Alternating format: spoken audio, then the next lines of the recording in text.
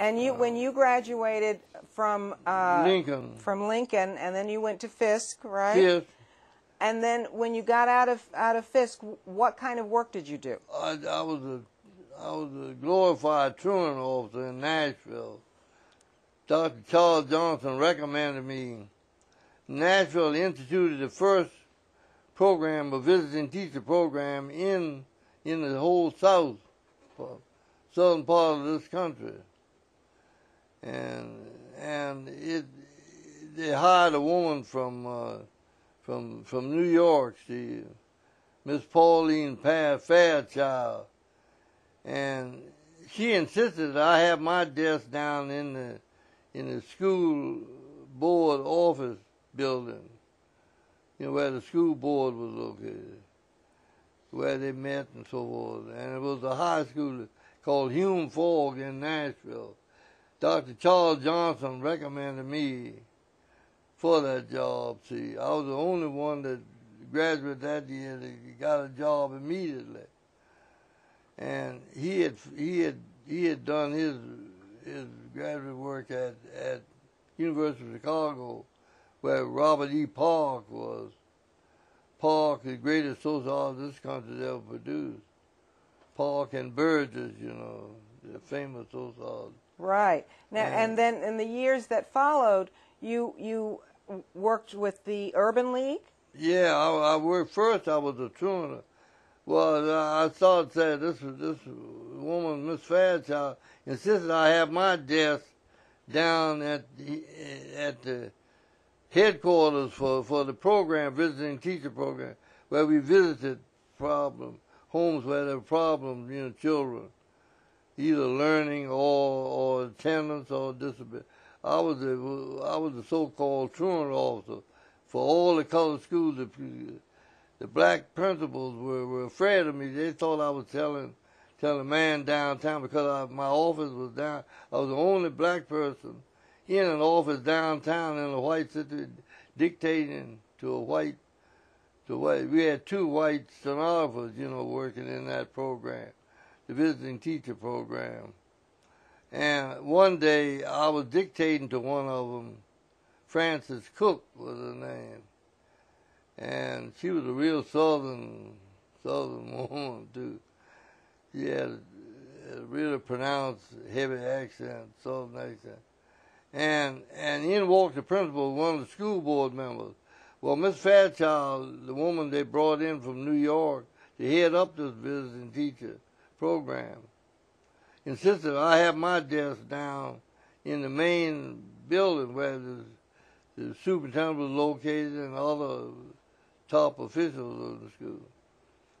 And one day the superintendent walked in with one of the board members. The board hadn't been told that Miss Fairchild insisted, the woman who headed up this program from New York, insisted that my desk be down there, that I interact with them on a regular basis. Certainly, that was the beginning of the program. One day I'm dictating to Frances Cook, and in walks Mr. Bass, Superintendent Bass, with one of the board members. The board hadn't been told I was, where my office was and so forth. Miss Fairchild, so overnight now, what they did, my wife will bear me out on all this stuff. Overnight now, they hired the undertaker's daughter. I can't think of her name now. But anyway, she had finished the course in stenography. Is that right? Stenography or stenography or whatever. Mm-hmm. She was good at shorthand and typing. And overnight now, as I started saying this, I was dictating to this white, one of the two white stenographers we had in this program. In walks the superintendent and this board member. See, I'm repeating myself, but you're going to cut this. Oh yeah. Place. Oh yeah. And were they angry? Yeah. Well, Miss Fairchild, at the moment, and they looked at me, over the glasses, I think, or whatever. And when I stayed in Miss Fairchild's office, the woman who headed this program, who was from New York, and insisted that I had be down there in the headquarters, at least during the beginning of the program anyway. I was the only black person in a mixed situation in Nashville where I, worked. Now, when you left Nashville, you went out. I went to Urban League in Columbus, Ohio, and it was my wife, my new wife. Now this was 1939. See, I'm Dr. Charles Johnson, who headed at Fifth. I also was in the last class that James Weldon Johnson taught too. The Negro National Anthem and so forth and so on. Right. A great poet and so on. Because I knew Langston Hughes and Thurgood Marshall. Cause I'd been at Lincoln. See, I had my baccalaureate degree from Lincoln. And you knew Thurgood Marshall and Langston Hughes from Lincoln? Oh yeah, yes indeed. They stopped by my house at the Reform School, Virginia Manual Training School, I should say. My dad got rid of the Negro Reformatory of Virginia.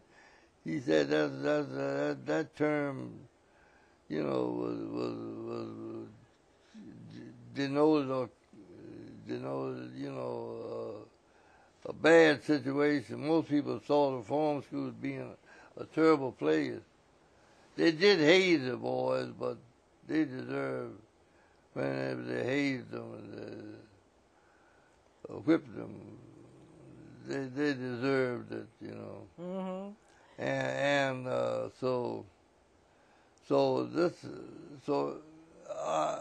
overnight now, they transferred me out to the colored high school, Pearl High School.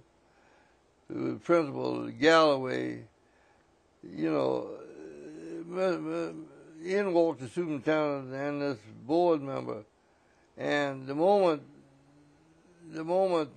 they got back to his office, the superintendent's office, the phone rang. Miss Fairchild called me and said, "Mr. Layton," she's the only person, white person, called me Mr. during that time of my life. And she said, "Mr. Layton, Mr. Bass wants to come right down to his office." We went to the superintendent. He said, "We got to make a change. You got to do it overnight. I can't let Layton stay down here and dictate to these Miss Cook and I can't think the other woman's name. It was both stenographers."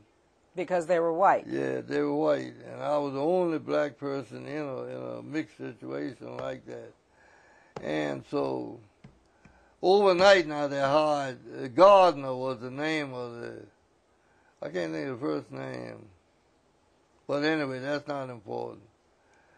Overnight now, when we went to the superintendent's office, after the superintendent left with this board member, the phone rang. Miss Fairchild said, "Mr. Layton, we got to go to the superintendent's office." He said, "We got to make a change, got to make it overnight." Overnight now, they hired this young, beautiful black woman, Undertaker's daughter. I don't know why I can't think of her name. But they hired her to be your stenographer. Yeah, stenographer, and transferred me to the Pearl High, the colored high school. Uh-huh. See? It was so-called colored then. We were colored folks then. Right. Back at this Yes, time. we changed from generation to generation, I know.